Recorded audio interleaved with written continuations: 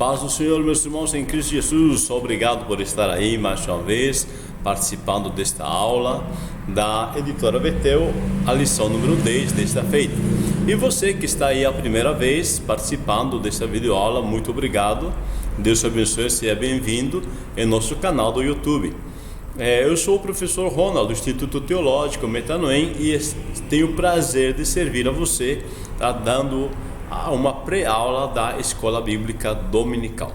Hoje nós vamos falar na lição 10, a monarquia em Israel. Mas antes eu quero convidar você que está aí a primeira vez participando, por favor, se inscreve no nosso canal, dá sua curtida, liga um sininho aí que tem do lado para você receber a notificação da nossa todas as vezes que foi lançado a nova aula, ok? Deus te abençoe. Se quiser também dar uma opinião, é bem-vindo a sua opinião. Vamos então para a lição 10, a monarquia em Israel. Nosso textuário diz: quando entrares na terra que te dá o Senhor teu Deus, e a possuires nela, e nela habitardes, e disserdes: porei sobre mim um rei, assim como tem todas as nações que estão em redor de mim. Então perceba que Deus já sabia, que chegaria um momento que Israel ia querer um rei, e Deus então já inclui isso no plano, tá bom? Então o plano da monarquia já está no plano de Deus. A verdade aplicada nos diz: mesmo após a instauração da monarquia, Deus continuou considerando Israel como seu povo, visando o cumprimento do divino plano redentor. Então a monarquia não tira o governo das mãos de Deus, nem Israel se torna um povo que não seja mais povo de Deus. Ainda é povo de Deus, e ainda o plano de Deus permanece em pé. Nesta lição temos 3 objetivos. Primeiro, mostrar a instituição da monarquia através da vida dos 3 primeiros reis. Depois, apresentar a divisão do reino e as lições decorrentes desse período. E em seguida, enfatizar que, apesar da desobediência da nação, Deus levantou homens para transmitir sua mensagem ao povo. O texto está em 1 Samuel capítulo 1, versículo 3 ao 6. Você lê aí, por favor, em casa. Nós já vamos para a matéria. A nossa introdução diz: diante da instabilidade e corrupção que estava ocorrendo na nação, o povo pediu um rei ao profeta Samuel. Então, o Senhor Deus concedeu o desejo do coração dos filhos de Israel. Eu quero que você atente, meu querido irmão, irmã aí, que a nação está passando instabilidades. Lembra que nós estamos aqui no final do período dos juízes. Os juízes, eles tinham, nesse período dos juízes, o povo, quase se decompõe, A corrupção foi muito forte. E agora estava tendo estabilidade, mas os filhos de Samuel não estavam ganhando o crédito do povo. O caráter, o comportamento deles estava muito corrompido, e o povo fica com medo de que na morte de Samuel novamente caia a qualidade de vida do povo, novamente o povo se desvia da presença de Deus e a corrupção vem à tona novamente. Então eles pedem, eles pedem um rei igual as outras nações tinham. Só que aqui tem um ponto, que nós vamos falar nesse primeiro ponto da instituição da monarquia, o que aconteceu, como é que aconteceu e por que aconteceu. Primeiro ponto: Saul, o primeiro rei de Israel, Davi, homem segundo o coração de Deus, e Salomão, mais sábio de todos os homens. Vamos para a instituição da monarquia. Após um período de muita instabilidade política e religiosa, o povo de Israel pediu ao profeta Samuel um rei como as demais nações. Então, como nós já dissemos, existe um medo, da parte do povo, para não ter outra instabilidade, pedem um rei. Então a motivação aqui, a princípio, é o medo. Vamos analisar isto com mais detalhe aqui no 1.1. Saul é o primeiro rei de Israel. Ao pedir um rei a Deus, o povo de Israel fez uma escolha precipitada. Lembramos que já fazia parte do projeto de Deus dar um rei a Israel, mas seria no seu tempo. Tá? Nós lemos Deuteronômio 17, versículo 14, em nosso texto áureo, que o Senhor está dizendo: quando entrares na terra que te dá o Senhor teu Deus, e a possuirdes, e nela habitares, e disseres: porei rei sobre mim, tá? Porei sobre mim um rei, né? Então Deus já sabia que chegaria um momento onde seria instaurada a monarquia. E se você continuar lendo o Deuteronômio 17, 14 a seguir, você vai ver que Deus já coloca as delimitações da atuação do rei. Então haveria um momento que haveria um rei reinando, tá? Isso na permissão de Deus e no tempo de Deus. Então Deus permite eles ter o rei segundo o desejo de seus corações, todavia eles colhem resultados amargos dessa decisão precipitada. Então isso eu quero deixar bem claro aqui. Existe um plano de Deus, mas existe um tempo para o plano de Deus. Quando há uma precipitação, sofremos então antecipadamente e consequentemente sofremos duas vezes. Esse tempo precipitado e o tempo, posterior, tá, que colhemos lamentavelmente como momentos de frutos dessa precipitação. Isso nós queremos aprender aqui, tá? Existia um plano, tá, de Deus para eles ter rei. Sim, havia. Deuteronômio 17, 14 nos diz que havia o plano, só que o povo se precipitou. Então fique a lição para nós.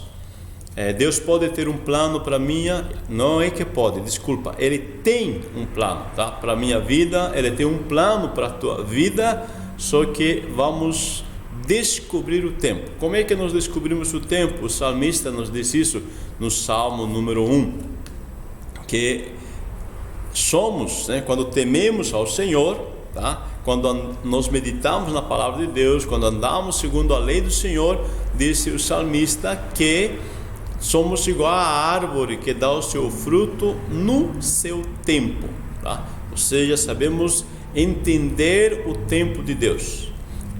Uma árvore, mesmo que seja plantada junto ao ribeiro das águas ou de águas, nem por isso dá o tempo, ou aliás o fruto fora do seu tempo, tá? Então vamos temer ao Senhor e vamos deixar Deus agir a seu tempo. Saul, tá? Quando nós observamos a vida de Saul, ele não reconhecia os limites e as implicações de uma autoridade. Isto é uma pena. Saul não é um homem maduro o suficiente para se submeter às autoridades que Deus colocou, tá? Dentro de uma questão bem natural. Então Saul tinha seus limites de governo como rei, e ele deveria também reconhecer a autoridade do sacerdote, do sumo sacerdote, ou seja, do líder religioso. Mas Saul não reconhece isto. Lamentavelmente, ele oferece sacrifícios a Deus antes da batalha. Isso estava reservado só para o sacerdote, tá? Então o Samuel, ele que está encarregado de fazer esse sacrifício. Mas a Bíblia diz que Saul ficou com medo de que o povo deixasse ele sozinho e que assim ele perderia a guerra. O medo levou a agir precipitadamente. Então é uma pena, que ele se deixou dominar pelo medo. O medo é algo natural que temos, mas não podemos nos deixar dominar pelo medo. Ainda Saul, tá, vai na guerra debaixo de uma ordem de Deus, só que ele não cumpre as ordens de Deus com integridade. E o pior, não assume a culpa das suas decisões. Veja só, Deus disse: vai e faz isso. E ele só faz uma parte. ele não cumpre todo o seu papel, ele não realiza tudo que Deus lhe disse, ou seja, ele não foi íntegro, tá? Ele não realizou a tarefa completa. E além disso, ele não segue a orientação de Deus na guerra. Deus lhe tinha dado uma orientação, matar todo o gado incluso, mas ele traz o gado, né, o mais bonito gado, os mais gordos, né? E quando quando Samuel repreende ele disse o quê? Foi o povo, né? Foi os homens, os soldados que trouxeram esse gado para sacrificar ao teu Deus. Veja, querido irmão ou irmã, esse é um problema sério que pode nos levar, tá, à derrota em qualquer área, quando nós não assumimos a culpa das nossas decisões. Nós temos que assumir: eu tomei uma decisão, então se deu certo ou errado, eu sou o responsável, tá? Principalmente quando dá errado, tá? Porque senão eu não amadureço. O fato de errarmos na vida não é o problema é quando nós não assumimos as decisões, as consequências dessas decisões. Por quê? Porque aí nós não amadurecemos. Então, lamentavelmente, Saul, tá, é um homem, apesar de já estar com uma idade já boa, né, madura, né, mais de 30 anos, tá? Todavia, tá, e ele vai ficar 40 anos no reinado, né? Todavia ele não amadurece, ele não assume a culpa das suas decisões. Esse é o problema que vai derrotar Saul. Davi, um homem segundo o coração de Deus. Davi foi escolhido e ungido rei ainda moço, mas só no tempo certo assumiu o trono. Veja que nós dissemos anteriormente, há um tempo para todas as coisas. Davi tinha os seus 16, 17 anos, mais ou menos, tá? Quando ele é ungido. E disse o texto que o Espírito de Deus já se apossara de Davi, tá? A unção da liderança já está em Davi, mas não quer dizer isso que Davi seria rei neste momento. Haveria todo um preparo, haveria toda uma maturidade para esse tempo. Aí Davi soube respeitar o tempo de Deus. Você lendo a história de Davi, você vai ver que apareceu até oportunidades para ele matar o rei Saul e assumir o trono, mas ele não fez isso. Ele foi um homem sábio, é um homem que esperou o tempo de Deus. Veja que ele levou a Israel a patamares elevadíssimos, né? Davi, tá? Ele faz que Israel, né, chegue a um nível, tá, de governo muito bom, tá? No entanto, depois que chegou no auge, tá, ele cometeu a falha, né? O adultério e o homicídio. Esse é um perigo, tá, de todos aqueles que chegam no topo, tá? E quando nós chegamos às vezes no topo, nos descuidamos de vigiar com as mínimas coisas, tá? E acabamos errando. Então aqui fica a dica, né? Vigie, mesmo que você já chegou no topo, vigie, tá? Fazer sucesso é fácil, difícil é manter esse sucesso. Agora ele errou, né? Ele acabou provocando, né? Acabou cometendo homicídio por meios terceiros, mas ele acabou cometendo homicídio, tá? E vai ser repreendido agora pelo profeta. O profeta Natan vem e repreende Davi, tá? Por causa desse ato que é desaprovado por Deus. E o que faz Davi? Davi rasga suas vestes. Davi, ele reconhece prontamente que pecou, tá? E é isso que é a questão aqui, tá? Você vai ver que Davi é um homem segundo o coração de Deus. Por que ele é um homem segundo o coração de Deus? Porque ele reconhece, tá? Ele assume a responsabilidade das suas decisões. Ele não joga a culpa em Betseba, tá? Não joga a culpa no soldado, que era o marido da Betseba, tá? Não joga a culpa em ninguém. Ele disse: eu pequei contra Deus, somente pequei contra Deus, né? E confessa seu pecado. E isto é o que agrada a Deus, quando uma pessoa se rasga diante de Deus e assume, tá, o resultado, né, das suas decisões, tá? Deu certo ou errado, eu sou culpado. As pessoas amadurecem nesse ponto, tá? Isso faz bem para o ser humano. Então Deus disse: este homem é um homem segundo o meu coração. Deus, meu amado irmão, minha irmã, Deus não está pedindo perfeição de você, tá? Deus está pedindo sinceridade.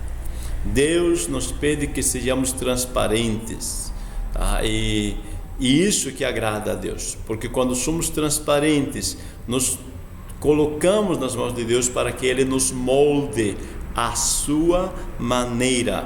Amém? Vamos para 1.3. Salomão, mais sábio do que todos os homens. Deus deu a Salomão sabedoria e muitíssimo entendimento. Ele realizou grandes obras, mas se perdeu dentro de si, ao dar ênfase à satisfação dos seus desejos egoístas. Veja, Deus deu sabedoria? Deu, né? E com isso ele ganhou muita riqueza e ampliou até o reino, ok? Só que ele se perde dentro de si. No livro de Eclesiastes, né, ele confessa isso dizendo que ele não negou nada que seus olhos desejaram, tá? Não negou a si, né, nada que os seus olhos desejaram. Ou seja, ele se deixou dominar pelos desejos, e os desejos naturais, tá, os desejos pecaminosos, né, eles levaram ele, tá, ao fracasso, tá? Os desejos naturais, tá, é algo que todo mundo tem, né? Desejo de comer e desejos, tá, que todo ser humano tem. Agora eu não posso deixar que esses desejos me dominem. Então, lamentavelmente, Salomão, tá, ele acabou se deixando dominar por todos os desejos egoístas. Só em Eclesiastes 12:13, tá, ele nos fala, né, do seu arrependimento, tá, nos mostra que ele se arrependeu, ele apanhou na vida, mas acordou para a vida, e ele disse: teme a Deus e guarda os seus mandamentos, tá? Eclesiastes 12, versículo 3, tá? Ele disse: no final de tudo, tá, o melhor de tudo é teme a Deus e guarda os seus mandamentos. E ele já tinha falado, tá, nesse livro, que tudo o demais é vaidade de vaidades, tá? Então Salomão, ele não somente se tornou sábio porque Deus lhe dera o entendimento e ele lera muito, mas porque aprendeu, tá, a reconhecer os seus erros e louvou a Deus, tá, no final dos seus dias, andando no temor do Senhor. Vamos ver agora a parte 2, cisão política e religiosa. A dinastia do norte e a dinastia do sul lições da monarquia. A cisão política e religiosa de Israel. Após 120 anos de monarquia, uma grande cisão política e religiosa durante o reinado de Roboão separou a nação em dois reinos: o reino do sul, que ficou como sendo capital Judá, e duas tribos, tá, que ficaram com eles, e o reino do norte, que ficou tendo capital como Israel, ficou com 10 tribos, tá? Nós vamos ver o reino do norte.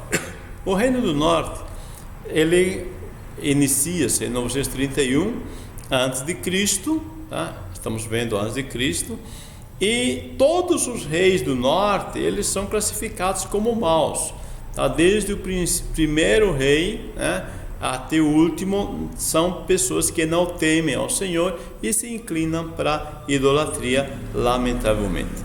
E em 722, Deus determina o fim do reino do norte, isto é, de Israel. Tá? Isso acontece pelo Império Assírio.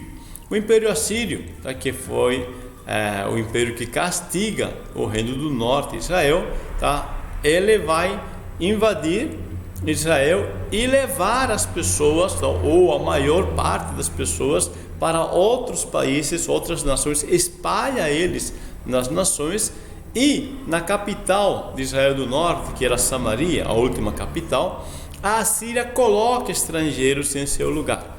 É aí, meu irmão, minha irmã, que nasce o grupo que hoje, aliás, que no Novo Testamento, é conhecido como samaritanos, tá? São conhecidos como samaritanos justamente porque esse grupo de estrangeiros passou a habitar em Samaria e se misturaram com os israelitas, tá? Então esse aqui é o reino do norte.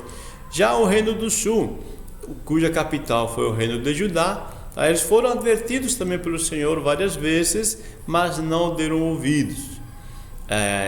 Mas tinha reis tementes, tá? Jerusalém, ou o reino de Judá, ele teve muitos reis tementes. Isso ajudou a eles perpetuarem mais tempo como na existência como nação. Só que em 586, depois deles terem provocado Deus muito, Deus permite que seja destruída pela Babilônia. Jerusalém então é destruída, o templo é queimado, a arca do concerto some da história bíblica, nunca mais, tá, se vê essa arca dentro da história de Israel. Essa arca simbolizava a presença de Deus. Essa arca, ela trazia em si isto, Quando eles iam para a guerra, levavam a arca, que era a presença de Deus no meio do seu povo, e Deus agia e era uma bênção, tá? Mas nós percebemos, tá? Estudando, percebemos que acontece? A nação tinha idolatrado o templo e idolatrado a arca. Eles pensavam que só porque a arca estaria no meio do povo, Deus simplesmente era obrigado a lhes dar a vitória. Isso nós já vamos ver lá atrás, nos dias de Samuel, quando a Bíblia nos conta, que antes já tinha sido levado, aliás, é levado nesse período a arca pelos filisteus, tá? Veja, eles estavam perdendo na guerra, levam a arca, e com a arca e tudo eles perdem a guerra, tá? Então neste momento nós temos essas crises, e Deus sabe quando nós tendemos para a idolatria, tá? Lamentavelmente, às vezes a pessoa está servindo a Deus, mas acaba tendendo a dar mais confiança aos recursos naturais do que aos recursos espirituais. E assim também disse o profeta, que muitos chegavam e diziam templo do Senhor, ou falavam da arca do Senhor, da presença do Senhor, mas eles, tá, não estavam comprometidos com Deus. Então Deus permite que esse templo seja queimado, essa arca desapareça. Para quê? Para que eles agora tenham sua comunhão com Deus, independente de arca, independente de templo, tá? E isso vai acontecer lá na Babilônia. Lá na Babilônia eles ficam 70 anos sem sacerdotes, ou seja, sem intercessores, sem arca, sem templo, mas lá eles aprendem a quê? A servir a Deus pessoalmente, tá? Então Deus, ele permite algumas coisas para que nos leve ao amadurecimento. 2.3 Lições da monarquia. Primeiro aprendemos a precipitação nas decisões e o não seguir a orientação da palavra do Senhor, como gerou problemas, tá? Isso nos mostra claramente, tá? Deus tinha um plano, mas eles se precipitam, e quando assume o rei não segue a orientação da palavra do Senhor, que era uma ordem do texto de Deuteronômio. Embora a monarquia foi permitido por Deus em Deuteronômio 17, 14 ao 20, ele estipula que o reinado seria ainda teocrático, ou seja, Deus reinaria, pois o rei seria um instrumento de Deus para reinar seu povo. A Bíblia diz em Deuteronômio que o rei deveria ter uma cópia da lei e seguir a orientação de Deus. Tá? Você entende então que não há mudança, tá? Não deveria ter mudança simplesmente de reino. Isto é, Deus continuaria reinando, só que através do instrumento chamado rei. Tá? Esse ainda é um reinado teocrático, ou deveria ser. No Reino do Sul, ainda alguns reis deram esse espaço a Deus para reinar por eles, tá? Enquanto outros foram reis maus. Isto é, que não se submeteram ao Senhor. Vamos ao ponto 3. Profetas e suas mensagens. Os profetas do Reino do Norte, vamos ver os profetas do Sul e a mensagem dos profetas de hoje. Primeiro, os profetas e as suas mensagens. Os profetas são levantados em meio à desobediência da nação. Isto é interessante porque Deus levanta profetas quando o povo esquece a lei ou dá uma de esquecido, né? Desvia da lei do Senhor, então Deus levanta profetas. O termo profeta é aquele que fala em lugar de Deus. Por isso, em Provérbios 29, 18, diz: não havendo profecia, o povo perece, porém o que guarda a lei, esse é bem-aventurado. Entenda aqui, meu amado, dentro da teologia, né, nós temos esse livro de Provérbios como um livro poético, e dentro dessa poesia hebraica tem o paralelismo sinonímico. Um paralelismo sinonímico é quando a primeira frase é explicada ou enfatizada na segunda parte desse versículo.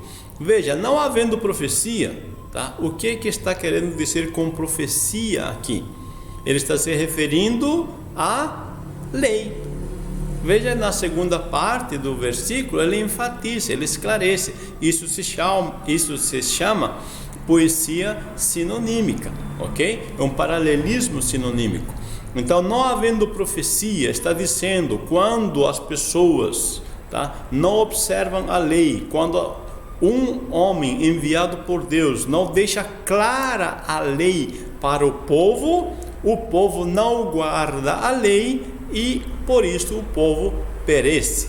Mas quando o povo guarda a lei, o povo é feliz, é bem-aventurado. Amém? Então aqui nós vemos a necessidade, né, de pessoas que falem aquilo que está escrito. Está se falando aqui, falar a vontade de Deus, a palavra de Deus. 3.1, os profetas do Reino do Norte. Nós temos Jonas e Amós. Alguns, tá? Nós não vamos falar de todos. Jonas, ele viveu no período do reinado de Jeroboão e também teve como missão ir a Nínive. O Nínive é uma nação não hebreia, tá? É Nínive, né? Ou seja, ela é gentia, mas Deus envia Jonas, tá, para Nínive, e onde ele vai levar a mensagem de salvação. Na verdade, ele leva uma mensagem de juízo para o povo acordar para a salvação. E assim acontece, tá? Então Jonas foi um dos profetas. Amós profetiza contra a injustiça social e se identifica como pastor de ovelhas e plantador de sicômoros, né? Amós, ele é modesto, né? Ele disse: eu não sou profeta, nem filho do profeta, mas o Senhor me disse: vai e profetiza, e eu estou aqui profetizando, tá? Ou seja, ele disse: eu estou fazendo nada mais do que aquilo que Deus disse para eu fazer, independente dos meus títulos ou da minha capacitação, talvez segundo a questão social do período, tá? Porque havia uma escola de profetas, né, nesse período, tá? Mas Amós, ele é chamado, né, fora essa escola, tá? Aí nós temos Oseias. Oseias vive na pele a traição, para poder entregar a mensagem de Deus à nação de Israel. Veja, com certeza o povo o criticou por receber a esposa de volta, mas era isso que Deus estava fazendo com o seu povo. Olha só, se você não conhece a história de Oseias, tá? Eu vou ser bem resumido, tá? Oseias casa com uma pessoa, né? Com a mulher, e Deus já dissera que esta mulher o trairia, e Oseias casa segundo a orientação de Deus, e de fato com o tempo essa mulher trai Oseias, ela vai para a vida da prostituição, tá? E esta mulher acaba caindo na desgraça, né? De ser vendida, tá? No mercado de escravos, né? Ela está escravizada pelos seus desejos, ela está se vendendo agora para a satisfação dos seus desejos. E neste momento Deus disse a Oseias: vai lá e compra ela de volta para você. Ele vai e compra. Agora, analisando isso dentro de um contexto judeu, se uma mulher ou homem, tá, traísse, né, o cônjuge, né, e se soubesse disso, aquela pessoa deveria morrer apedrejada. Então imagina como o povo reagiu para com o profeta Oseias. Tipo, Oseias fosse hoje um pastor, né? Então o povo critica, fala: como o pastor, né? Na época, né? Não manda matar a mulher adulterou, a mulher tem que morrer apedrejada, essa mulher não presta, essa mulher fez muita coisa errada, né? Olha como que o pastor Oseias, né? Ele está recebendo, está perdoando, não temos que matar essa mulher. Agora, uma coisa linda que nós vemos aqui, quando Oseias recebe todo esse impacto de crítica, né? O que ele vai fazer? Através da mensagem profética, vai mostrar que o povo de Israel era igualzinho à esposa deles. O povo de Israel estava em adultério espiritual, adorando ídolos. O povo estava em prostituição espiritual, não seguindo os mandamentos de Deus.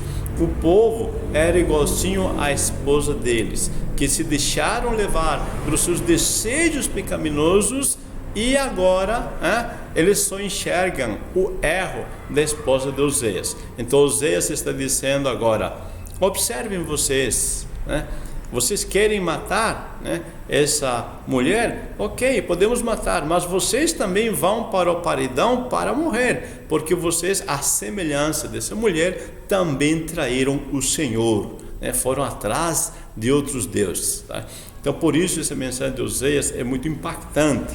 Quando as pessoas julgam, elas mesmas se condenam a si mesmos, ok? Vamos 3.2, os profetas do Reino do Sul. Temos vários: Joel, Isaías, Miqueias, Naum, Sofonias, Abacuque e Jeremias. Vamos falar de Isaías e Jeremias. Isaías profetizou numa época de grande declínio moral e espiritual. Lamentavelmente, né, Isaías ele vai morrer, né, pelo mando de um rei, mas ele foi um dos reis que mais impactou, é um dos reis messiânicos, é um rei, aliás, um profeta messiânico, tá? É um profeta que vai trazer uma contribuição muito grande para a nação, tá? Mas lamentavelmente morreu, né? Segundo alguns, né, historiadores, ele teria morto cerrado ao meio, tá? O profeta Jeremias, ele é tido como traidor pelos seus contemporâneos, porque ele enfatiza a destruição do Reino do Sul. Jeremias profetiza que a Babilônia subiria, né, e fazia o que? A Babilônia destruiria, tá, a nação de Israel, de Judá, o reino de Judá, tá? Porque ele está reinando no sul, né? Ele está profetizando no reino do sul. Então o reino de Judá seria destruído, toda a nação, e o templo queimado, Aí por causa dessas profecias, tá, o povo acha que ele é pessimista e perseguem, jogam no calabouço, amarram ele no tronco, tá? Mas mesmo assim, aquilo que Deus disse pela boca de Jeremias se cumpriu. Então vamos ver a mensagem dos profetas de hoje. A mensagem dos profetas do período monárquico são atuais e de grande valia em nosso tempo. A religião divorciada da moral, a injustiça social e o formalismo religioso ainda perturbam o povo de Deus. Ou seja, o arrependimento ainda é necessário. Agora que nós vamos voltar para aquele texto de Provérbios. Não havendo profecia, o povo se corrompe. Mais uma vez, profecia se refere ao ensino da palavra de Deus, nesse texto de Provérbios. Então, eu lembro que em Provérbios ainda estamos sem o dom de profecia. Aqui, como profecia, é aquilo que é a lei do Senhor. Então, Deus cobra para que se ensine ao seu povo a sua palavra do jeito que ela é, para preservar o povo da corrupção. Concluindo, a monarquia foi instaurada em Israel com a expectativa do povo de que seus problemas seriam resolvidos. Veja que coisa interessante, o povo tem uma expectativa, apoiando-se nos recursos naturais, só que isso gerou problema. Quando nós geramos muita expectativa a respeito de algo, podemos nos decepcionar. A dificuldade não era quem lhes governava, seja um sacerdote juiz, que era Samuel, ou um rei. O problema não está em quem lhes governa, mas sim a atitude deles diante da oposição e influência das nações vizinhas. Vamos entender. O fator não é externo, O problema não está fora deles, não é quem lhes governa por fora. O problema é quem governa por dentro. Este povo, lamentavelmente, tinha os desejos naturais inclinados para o pecado como Senhor das suas vidas. É aí que está o problema, e sempre estará aí o problema em qualquer vida, em qualquer pessoa. Meu irmão, minha irmã, você sabe muito bem disso. Os problemas externos têm influência? Tem. Às vezes tem barreiras muito grandes? Sim. Mas o que determina a nossa vitória, o nosso sucesso, são as nossas atitudes internas, são os nossos desejos internos, são nossos valores. O que valorizamos? Valorizamos Deus e a sua palavra, ou valorizamos os nossos desejos? Aquilo que valorizamos, acabamos amando, e isso se torna o nosso Senhor. Então, meu irmão, minha irmã, Deus te abençoe. Vamos pensar bem, Vamos nos colocar no lugar de Saul, de Davi, vamos nos colocar no lugar desse povo, para que nós possamos aproveitar bem esta lição. Primeiro, nos mostramos a instituição da monarquia através da vida dos 3 primeiros reis. Depois apresentamos a divisão do reino e as lições decorrentes desse período. E por último, enfatizamos que, apesar da desobediência da nação, Deus levantou homens para transmitir sua mensagem ao povo. Deus te abençoe, meu amado irmão, minha irmã. Inscreva-se, não esqueça, inscreva-se no nosso canal, dá sua curtida aí, tá bom? Deus te abençoe, uma boa escola bíblica dominical. Até a próxima lição, se assim Deus nos permitir. A paz do Senhor Jesus.